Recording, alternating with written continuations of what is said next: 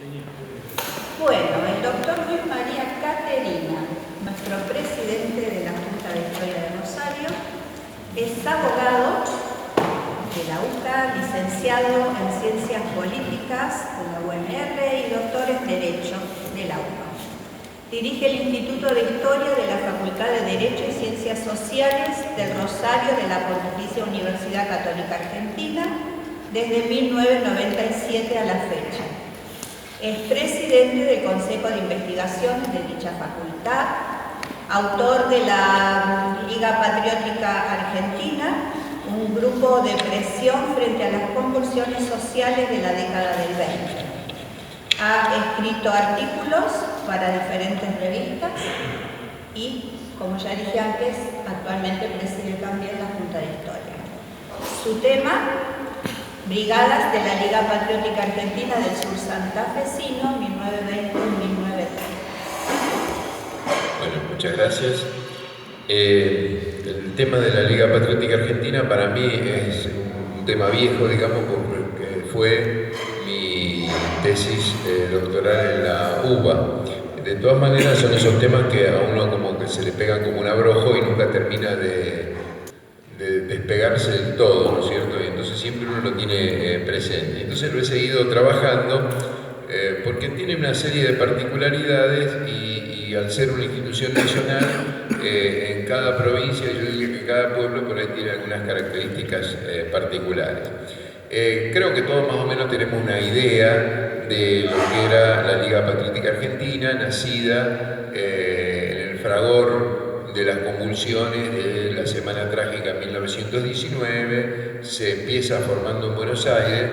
A mí siempre me pareció lo más ilustrativo la definición que dio el presidente en un acto justamente el 25 de mayo de 1919, cuando dice que la Liga Patriótica Argentina son pacíficos ciudadanos armados, ¿cierto? Lo cual es toda una definición, ¿no? En todo sentido. Piensen ustedes que el año 19, no solamente por todas las cuestiones que sabemos, se está viviendo los ecos de la gran revolución del siglo XX, que fue la Revolución Rusa. Y entonces había mucha gente dispuesta a repetir la Revolución Rusa acá y a otro montón de gente dispuesta a que bajo ningún punto de vista se repitiera algo remotamente parecido a la Revolución Rusa.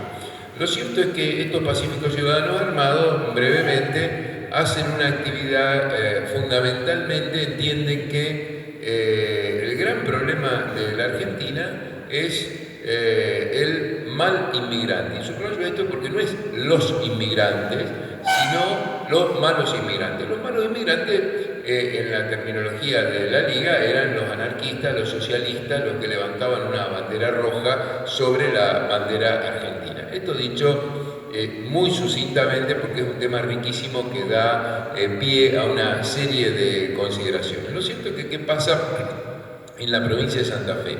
En la provincia de Santa Fe empieza a surgir también para mayo la idea de que se puede organizar una filial o alguna organización que tenga relación con la Liga Patriótica Argentina, que tiene su sede en Buenos Aires.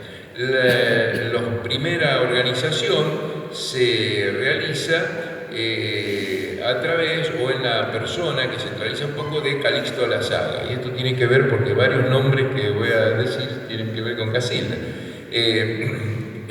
Calixto Lazaga integra ese primer grupo.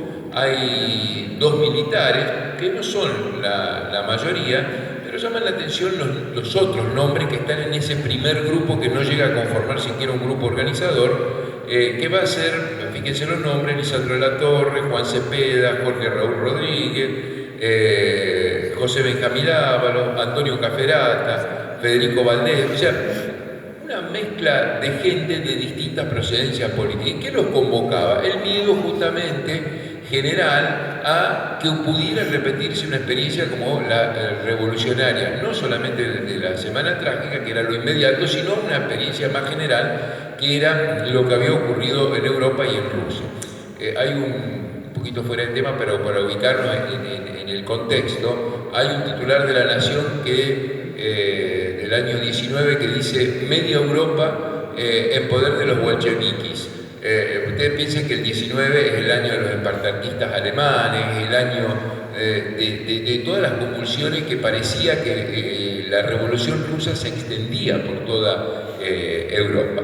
Lo cierto es que ese grupo, y hay toda una discusión en que no quiero detenerme, decantan en que va a terminar siendo un abogado rosarino más vinculado a la democracia progresista, el que sea elegido como presidente de la brigada local. Fíjense que esta idea de prepararse para una contrarrevolución y resistir la revolución porque el Estado no era suficiente, asigna este nombre que nunca pude determinar a quién se le ocurrió concretamente el nombre de brigada, que es muy policíaco por decir poco. ¿Qué es lo que pasa con esta organización? Se va a ir extendiendo supuestamente, y ahora voy a aclarar por qué digo supuestamente, a todo el territorio provincial.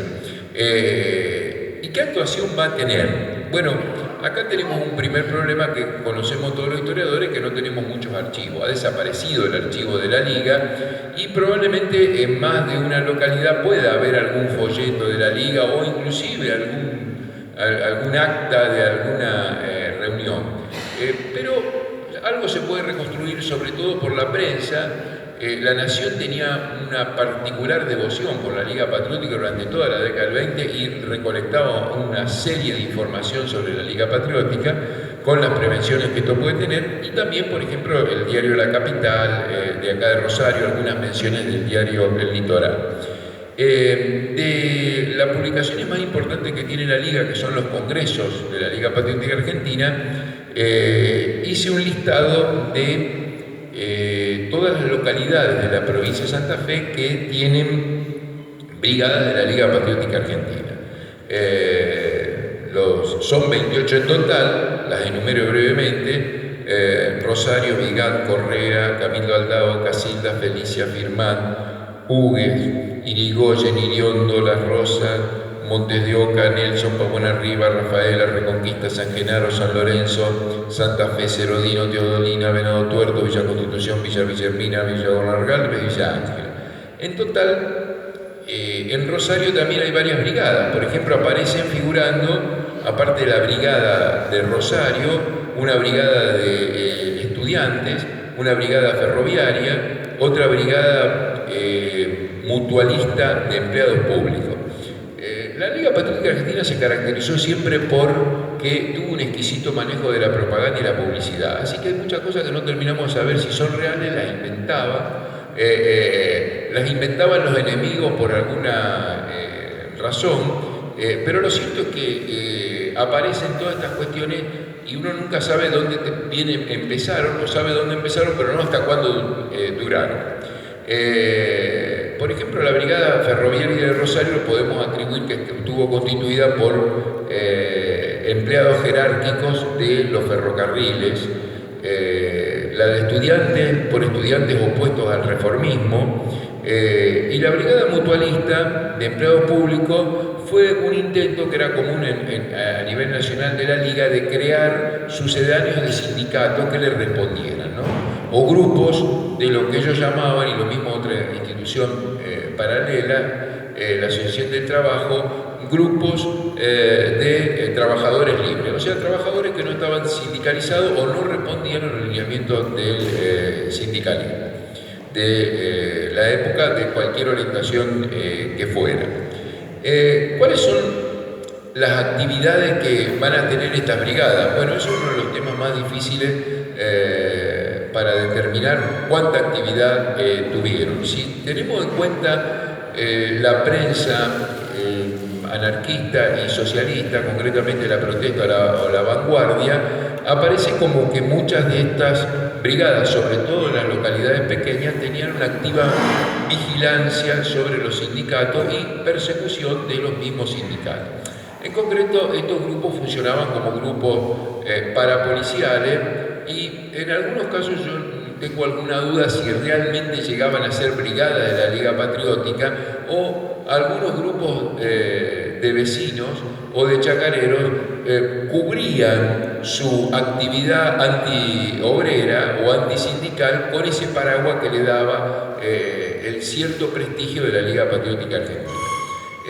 Ustedes piensen que estamos en una época, sobre todo en los años de auge de esta brigada, años 20, 21 hasta el 22, que son de grandes tensiones en toda la zona pampeana. Y en toda la zona pampeana hay un fantasma que recorre los campos, que en algunos casos es efectivo y en otros casos no deja de ser fantasma, que es que los anarquistas pregonaban que había que quemar las parvas y quemar las cosechas.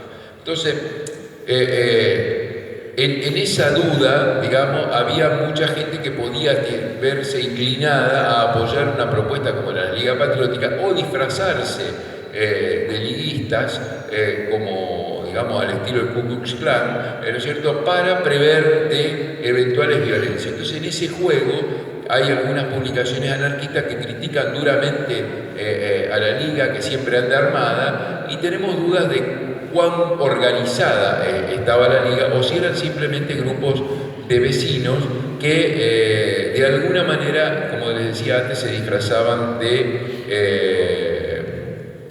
liguistas.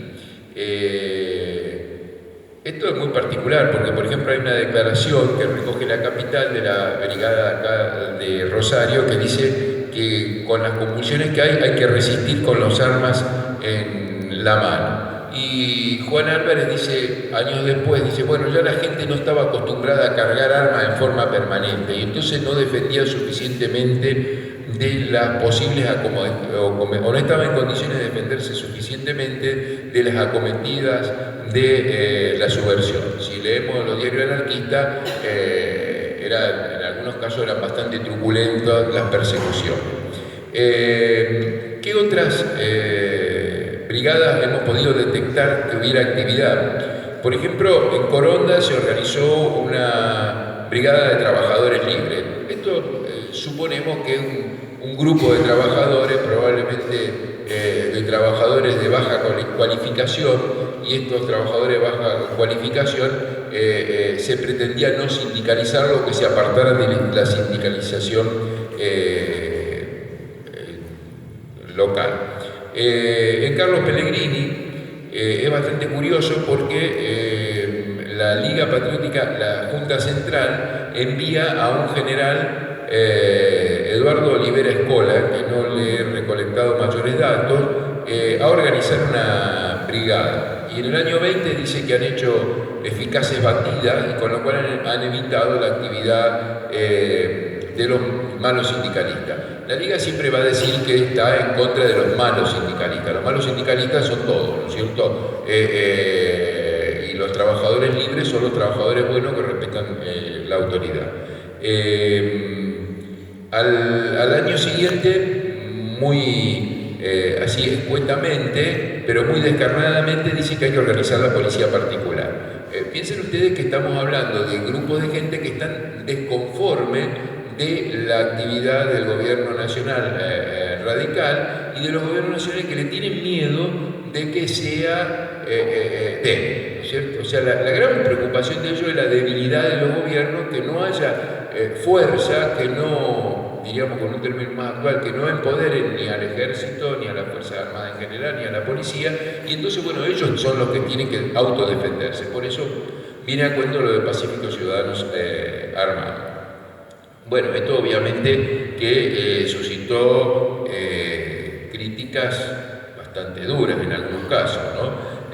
La crítica más dura acá en la provincia de Santa Fe que yo he encontrado es una del litoral, del año 21, en el cual dice, bueno, a ver, la Liga no le gustará, pero hay un ejército, hay una policía y hay un gobierno. Ellos no tienen nada que hacer de estar metiéndose a querer garantizar un orden, y en todo caso lo que tienen que hacer es lo mismo que ellos critican a los otros sectores.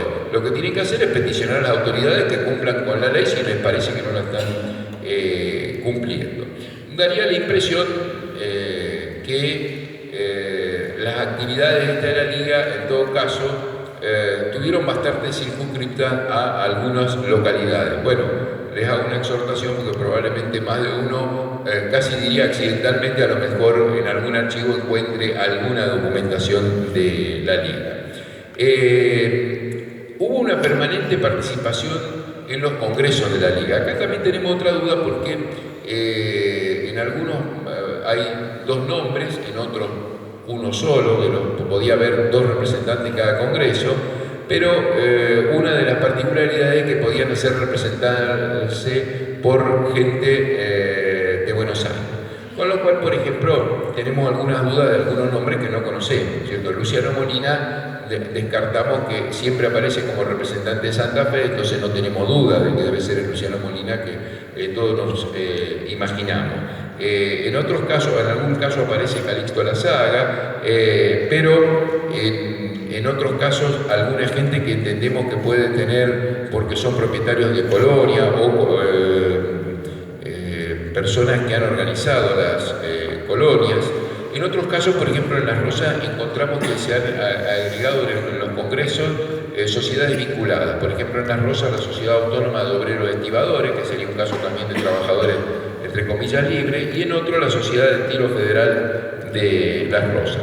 Ahora, no tenemos prácticamente actividad de las importante en estos congresos. Hay solamente presentación de 3 trabajos, uno sobre educación, que da pautas generales sobre la educación patriótica, que es del delegado de Santa Fe, que no era Luciano Molina. En otro caso, la Brigada Estudiantil de Rosario, que también critica las actividades de la universidad que no sean estrictamente estudiantiles.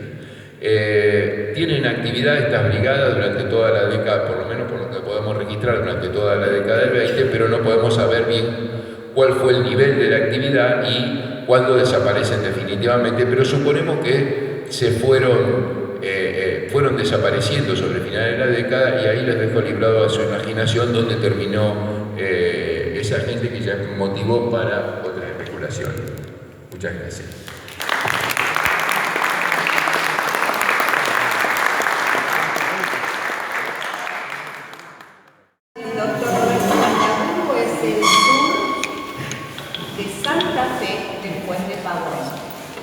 Roberto Esteban Landaburu es abogado, historiador, nacido en el sur santafesino, publicó varias obras sobre historia, la inmigración, la lucha con el indio de la Pampa Gringa, fundador de la Federación de Historiadores del Sur de Santa Fe y Córdoba.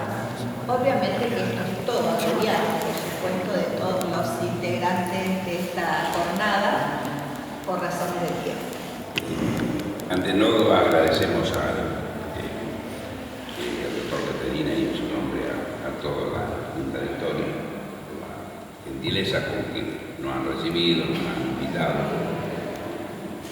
Cuando nuestro querido amigo, el ingeniero Reinal, me pedía un tema, yo le dije, voy a hablar un poco de Pavón y de lo que ocurrió después, porque me dio la impresión, visto en lejanía, de que era un tema que tal vez yo no, por lo menos yo no lo pude encontrar con una digamos, claridad meridiana, algunos hechos que ocurrieron en el sur de Santa Fe a partir de la botella de Pavón, que fue una de las batallas troncales en lo que fue el devenir de la historia argentina.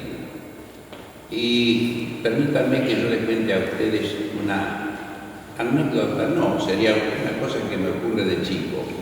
En el campo donde yo me crié, mi padre era vascos, había gente y venía un señor grandote, morrudo, criollo, ya grande, que era de la zona de los Toldos, que estaba casado con una india del Pimentero, de la tribu de Coliqueo, que curaba de todo.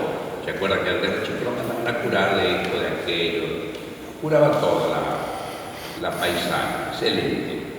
Y el hombre, criollazo de ley, ya grande, yo iba de chico y él traían a veces para que escape un gato y demás, porque era un hombre rápido, lo metía dentro de la boca al gato y dice, vos tenémelo bien acá, y te dice que no sé qué, no sé cuál es el dinero, escapaba, ¿no?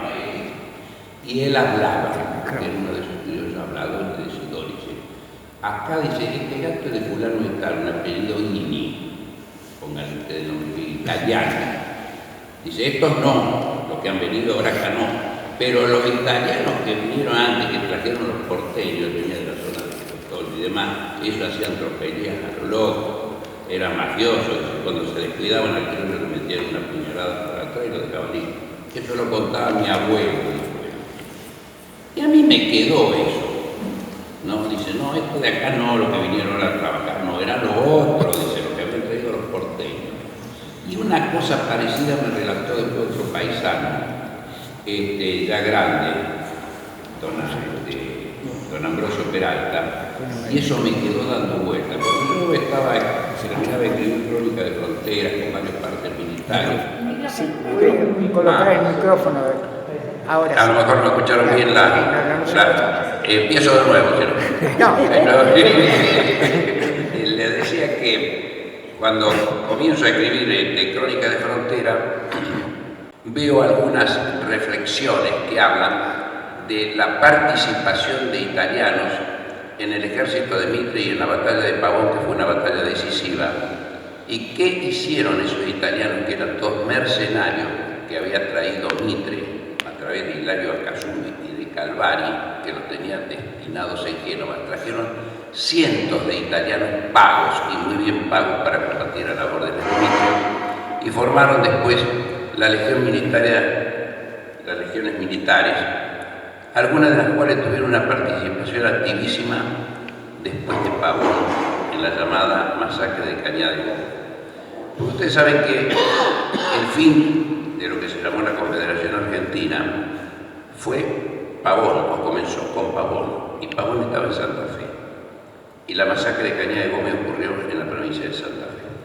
Entonces, cuando Mitre enfrenta a Urquiza y pacta con Urquiza la entrega de la batalla de Pavón, no me voy a detener sobre eso porque hay mucho escrito y demás, cuáles fueron las causas por los posibles motivos, hizo que, bueno, Mitre, perdiendo la batalla y ya prácticamente retirado de San Nicolás, avanzara rápidamente con sus coroneles uruguayos y viniese hacia Rosario. Como en Rosario había también muchos italianos que habían formado una legión a favor de Urquiza y demás, él trajo a la Legión Militar Voluntario de la Libertad, todo de italianos, encabezados por Giriboni, y la destaca en Rosario durante varios meses como una guardia de corps para tratar de evitar un levantamiento de Rosario, a la cual él la trató con mucho tacto y con mucha facilidad, nombrando como jefe político y militar de Rosario un hombre de muchísimo prestigio como fue don Luis Lamas. Y allí, poco tiempo después, él arma una expedición, Mitre en persona, porque en el archivo Mitre he podido lograr las cartas confidenciales que tiene Mitre, que están muy vedadas, son muy pocas conocidas por los historiadores, donde él tenía varios espías destacados en Rosario que le iban pasando todos los datos a San Nicolás. Él de aquí arma fundamentalmente con el general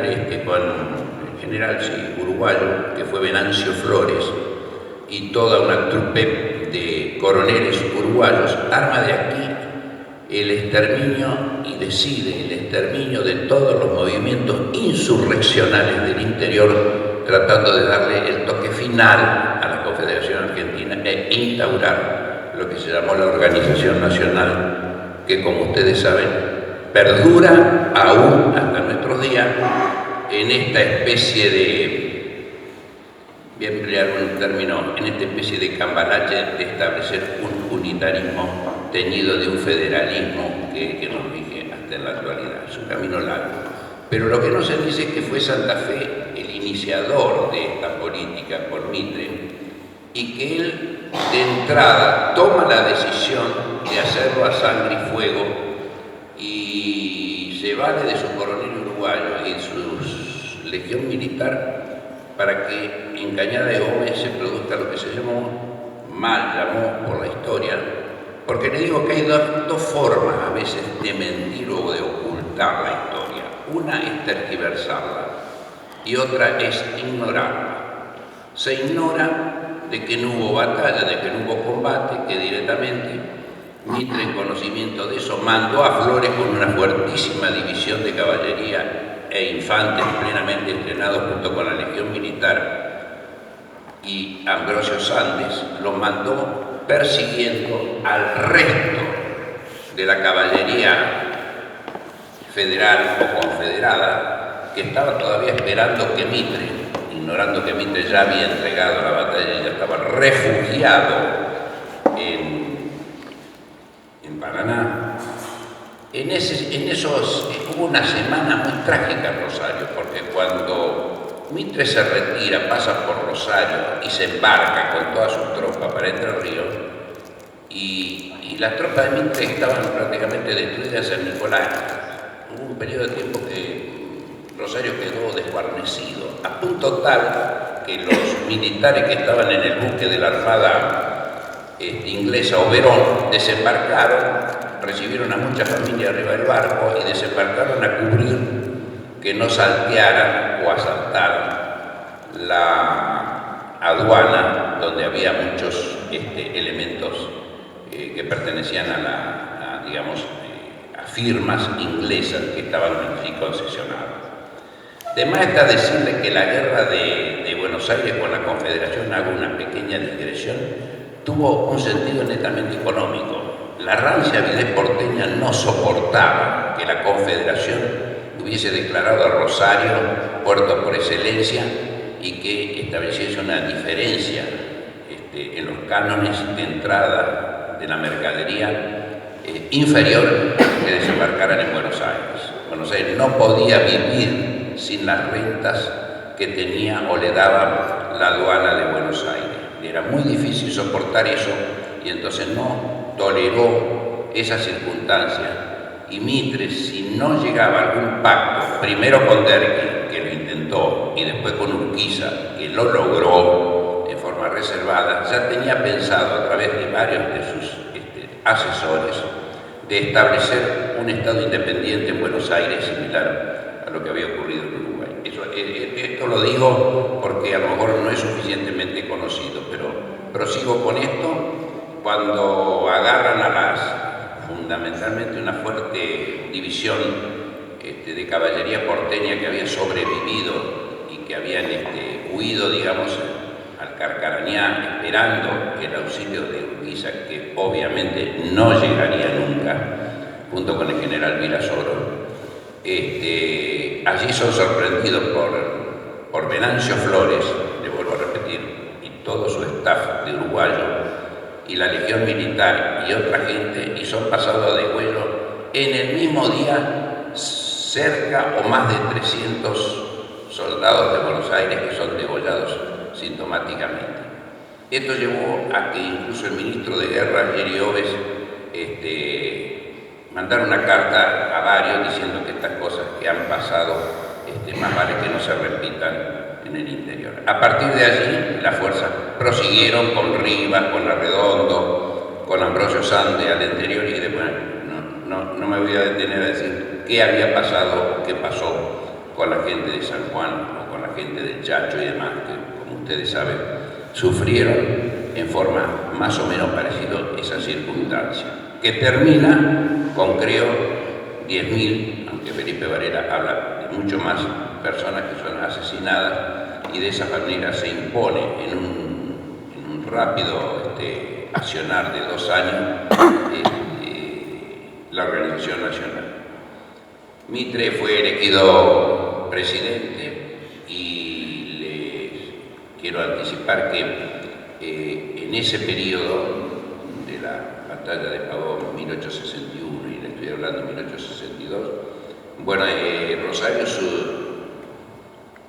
tuvo, digamos, la visita de los legionarios italianos, que eran muchísimos, por unos 4 o 5 meses, hasta que más o menos se dieron cuenta de que Rosario ya no los necesitaba. Hubo un hecho que motivó un sumario policial muy importante que se encuentra en este archivo, que fue un incidente protagonizado entre el chofer del coronel Giribone, que era un italiano que mandaba a la Legión Militar en Rosario, con un criollo cerca de la aduana, zona habitada en aquel entonces Rosario, que motivó un entredicho donde el italiano con un hacha le pegó a un ciudadano rosarino, Paz, que estaba acompañado después por varios que decían hay que formar o sacar el batallón de Rosario y sacar a estos tanos ladinos que lo están en la ciudad.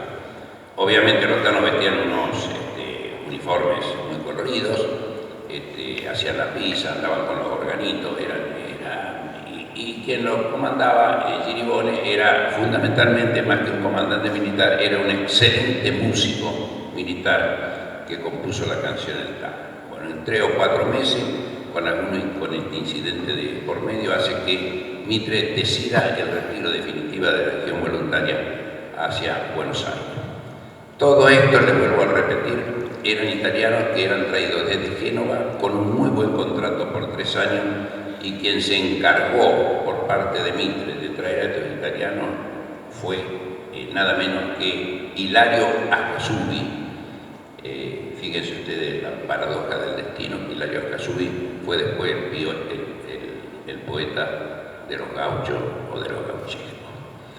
Bueno, termino diciendo que esa fobia del paisano, del hijo de la tierra, del llanto profundo de adentro, no tuvo respuesta y se fue transmitiendo de boca en boca, como alcancé a recibirlo yo sin darme cuenta hasta que encontré la documentación necesaria, que no tuvo nada que ver con la inmigración italiana de ultramar que pobló posteriormente a 1870 fundamentalmente toda la pampa gringa argentina, y hizo renacer esta esperanza nuestra que llega hasta el día de hoy. No tuvo nada que ver con todo eso, sino que habla de otra situación muy particular. Logré, eso sí, y creo que va a salir la nómina de todos y cada uno de los legionarios italianos que estuvieron en Rosario, que estuvieron acampados en Rosario durante estos 4 o 5 meses, y que, bueno, tuvieron algunos incidentes que llevaron a estas circunstancias. Termino diciendo que para eso se descuidó toda la frontera sur. Ambrosio Sandes fue destacado a la zona de Murcia y la Laguna de los Leones para tratar de evitar que escaparan los porteños de ahí, porque se fueron corriendo la división, digamos, que manejaba que todavía esperaba los restos de Urquiza, es decir, la última división confederal. Se fueron corriendo del Carcarena hasta una zona llamada de la Cañada de Gómez, donde fueron sorprendidos y asesinados todos estos criollos o soldados argentinos, fundamentalmente por manos italianas, que fueron contratadas para eso. Y la frontera con el indio quedó totalmente descuidada, porque Ambrosio Sandes después pasó por San José de la Esquina, se llevó a todos los milicianos, se los llevó para San Juan, para los llanos riojanos. Y bueno, Mitre, que nunca fue un militar, teniente de artillería, sí se inició, que después llegó al generalato. Su hermano Emilio Mitre, que lo seguía, que tampoco fue un militar promisorio o un estratega, fue encomendado en diseñar una nueva línea de fortines, que bueno, arrancando de Menigüe, seguía hasta el río Cuarto y demás, que fue poblado. De cualquier manera, todo el sur santafesino hasta el año 1877 quedó librada una serie de malones indígenas que asolaron la región en forma harta conocida. Pero bueno, dejo simplemente planteado que hay un hecho que debe ser conocido debidamente por todos nosotros. Cuando el conflicto estalla y desde Rosario se manda a que se practique el asesinato de esas 300 personas o 400 en Cañada de Gómez, el principal impulsor de Mitre fue Sarmiento, que incluso llega a decir documentadamente a Mitre que suprima la provincia de Santa Fe, que tantos problemas le ha traído, y dice: haga de Rosario algo parecido a San Nicolás, con su puerto, y la parte de arriba déselo a los cordobeses para que tengan salida al río. Entonces uno sufre y duele encontrar tantos gustos, tantas calles, que incluso en Buenos Aires me encontré con una calle que se llama Combate de Cañada de Gómez, cuando en realidad diga también los nombres de algunos generales o coroneles uruguayos, que, como Venancio Flores, que tiene una medalla en Buenos Aires, que fue un verdadero mercenario, en este caso uruguayo, que vino a hacer esta tropelía por nuestro país. La gente de Rosario tuvo su reacción. Cuando llegó aquí la estatua de Giuseppe Garibaldi, una gran parte de la ciudad, porque Giuseppe Garibaldi, quiero decirlo, fue negro en Italia y un vil corsario en toda Sudamérica, particularmente en Argentina. Cuando llegó la estatua aquí tuvo muchísimos problemas, no pudo ser emplazado, tuvo que ir a la masonería, de la masonería está en el parque de Independencia, la estatua de Garibaldi. Hombre controvertido se lo hubo, y fundamentalmente para los argentinos.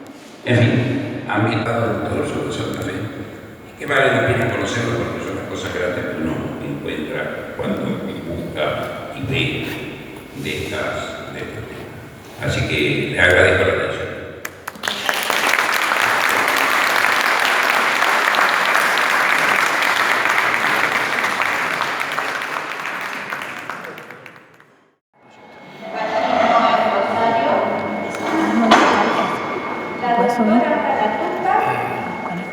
Es doctora en Historia, directora del Centro de Investigaciones en Ciencias Sociales, subdirectora del Centro de Investigaciones en Derecho a la Facultad de Derecho de la UNM, miembro de la Comisión Ejecutiva de la Asociación Argentina del Derecho Internacional y miembro de la Junta de Historia de Rosario.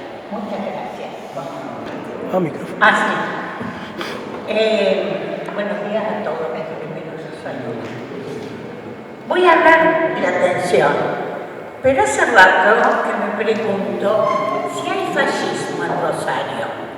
En realidad, debo decir que nuestra ciudad se ha destacado por heterogéneas nominaciones.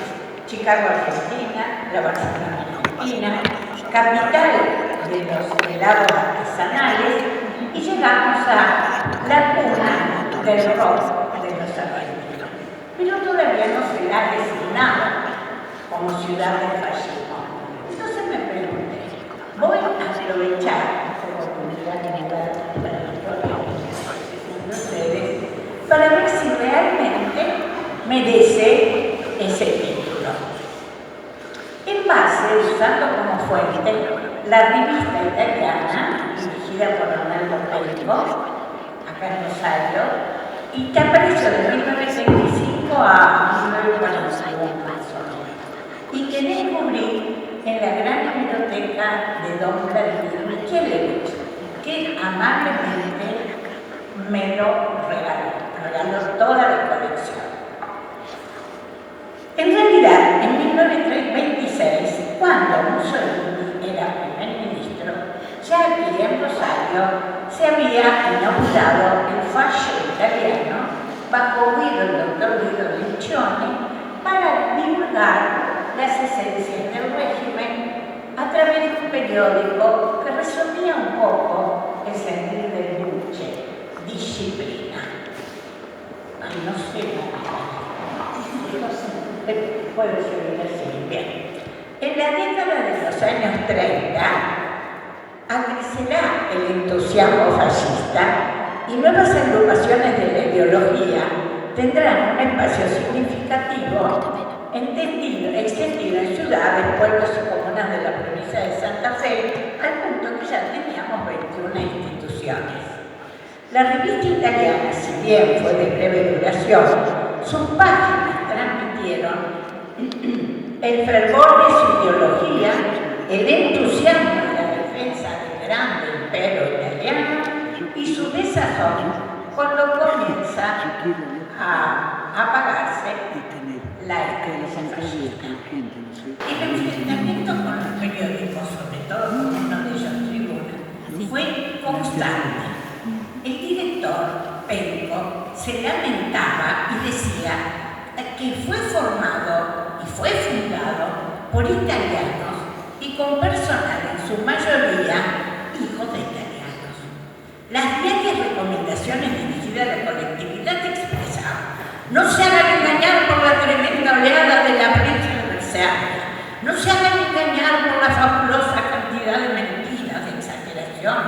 y de infamias que se publican contra nuestra querida patria. Sepan mantenerse serenos e inteligentes. Si no quieren envenenarse, no compren, no lean aquellos periódicos que nos denigran y nos ofenden. A veces se encontraba algún exaltado colaborador fascista que sugería que a todos los antifascistas había que llevarlos cañadas de goma porque los sabían cocinar para la fiesta. Pero no encontré ningún antifascista quemado. Acerca del comentario de Tribuna, con la imagen de una mujer de aspecto muy humilde, sin hijos, sin marido, pobremente, vendiendo billetes en las calles de España, debido a la consecuencia de la guerra civil que hacía Tribuna, Penco recordó con ironía: «Ma qué guarda, sin esposo e hijo, ¿acaso no lo hemos visto siempre en las calles de la ciudad de Rosario?». La polémica periodista era cada vez más intensa. En ocasión de un desfile de jóvenes argentinos que en un acto oficial por las céntricas calles de la ciudad en junio de 1938 saludaron la bandera argentina con el verso en alto, Tribuna lo jugó como una acción condenable por antinacional que mereció la inmediata respuesta de la revista. ¿Qué cosa de extraño encuentran acá si cada uno saluda a su manera? Que el musulmán se palmee la frente, que el fascista alce el brazo, que el norteamericano apriete el brazo en alto como un símbolo de la sociedad de socorros mutuos.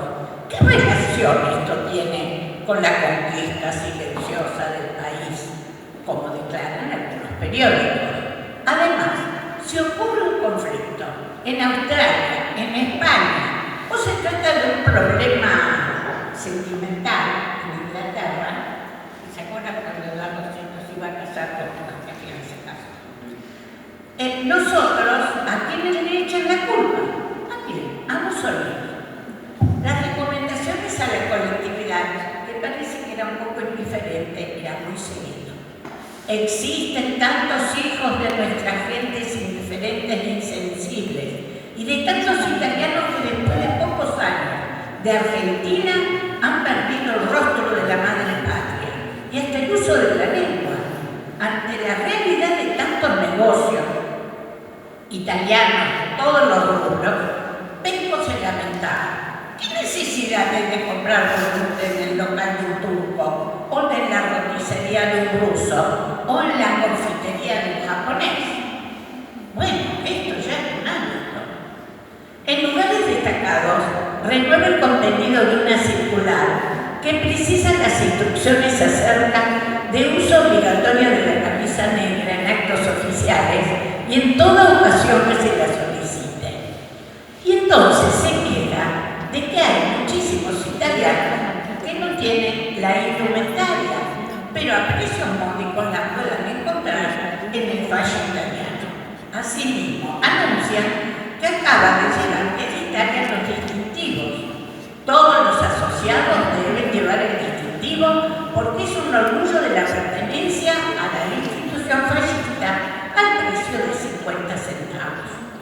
En varios artículos se queja porque no hay una librería italiana y por lo menos él promueve que se haga una librería italiana o una sección del libro italiano, porque dice la revista: acá tenemos exhibidos en los escaparates libros de otros países, a pesar que la literatura italiana no está compuesta de tanta putrefacción como la contenida en libros de otros idiomas, y que sirven para fomentar bajas acciones o a educar malamente a la masa. La queja también era contra los cines, porque en la época de la guerra se pasaban las películas, se exhibían las películas alemanas e italianas. Parece ser que las alemanas completé y las italianas con corte, y ahí cuando esto ocurría rodaban así determinada la proyección. Los actos convocados por la excesiva cantidad de las asociaciones italianas y de instituciones fascistas excedían la cantidad de público que debía acudir a ellas. De el llamado en cada ocasión para asistir o asociarse, decía el diario, a la benemérita y fascista Dante, a la perfecta Casa de Italia, Colegio San José, Club Italiano y Círculo Italiano, entre otras.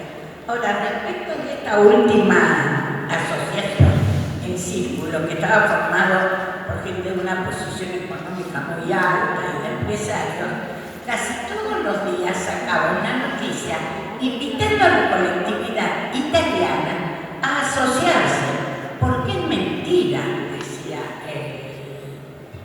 el anuncio del Círculo Italiano. No es una entidad aristocrática y tampoco tiene un pellizco del novismo, y aseguraba que podían ir al local en sana camaradería. Sin embargo, les comento que tenían bastante razón. Empezar en eso una gran masa de colectividades italianas. Una de las conmemoraciones más popular y concurrida fue la fiesta anual de Colón, una fotocopia de que la voy a repartir, realizada casi siempre en las amplias instalaciones del Colegio Salesiano. La imponente multitud estaba integrada por colonos de toda la provincia. Luego de terminar el prolongado y extenuante acto litúrgico encabezado por el obispo, el real cónsul, autoridades militares, el presidente del Fascio, y entonar con entusiasmo la marcha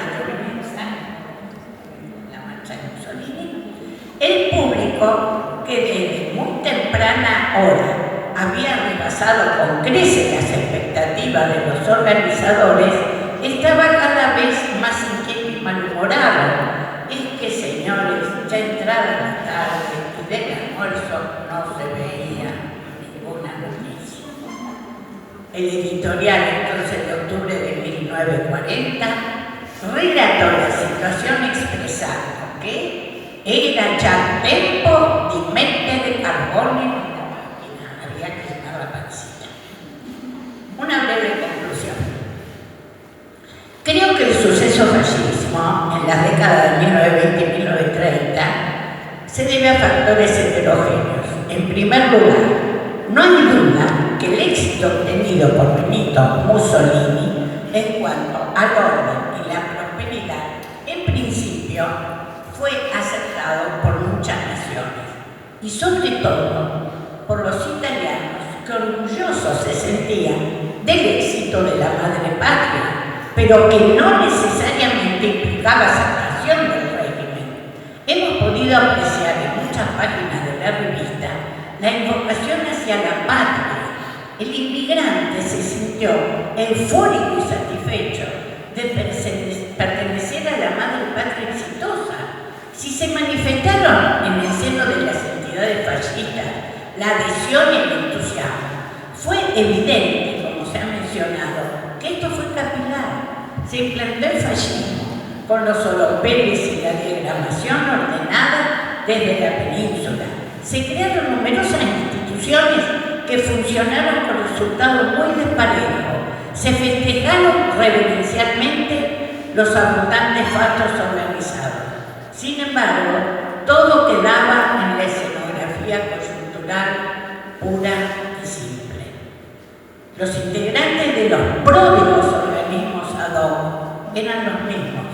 La nómina de sus integrantes fue inalterable y la canichanera se la ostentaba por un reducido número de correligionarios solo en las reuniones oficiales. Sin embargo, no estamos viendo ninguna.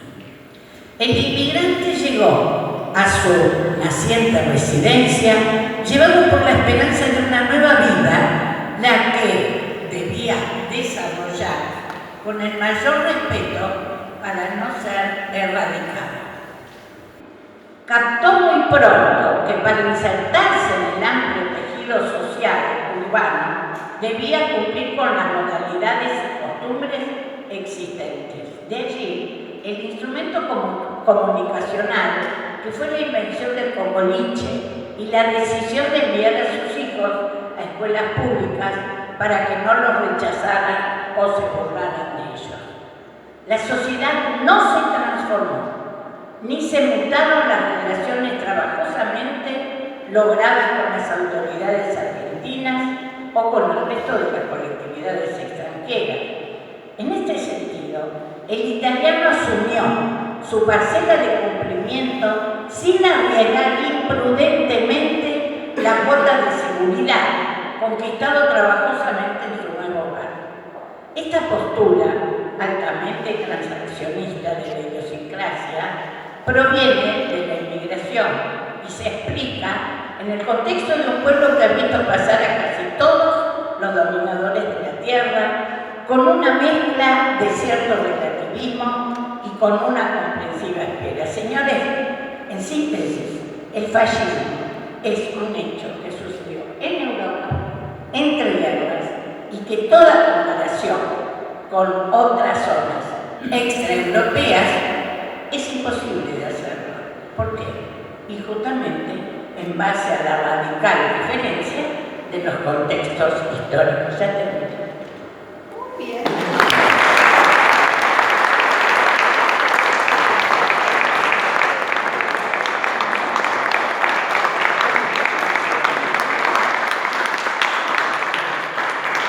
Bueno, ahora vamos a disfrutar de un corte. Si me permiten, vamos a hacer el sorteo, por si alguno se tiene que retirar después. ¿Hay alguien que le falta el número? Vamos a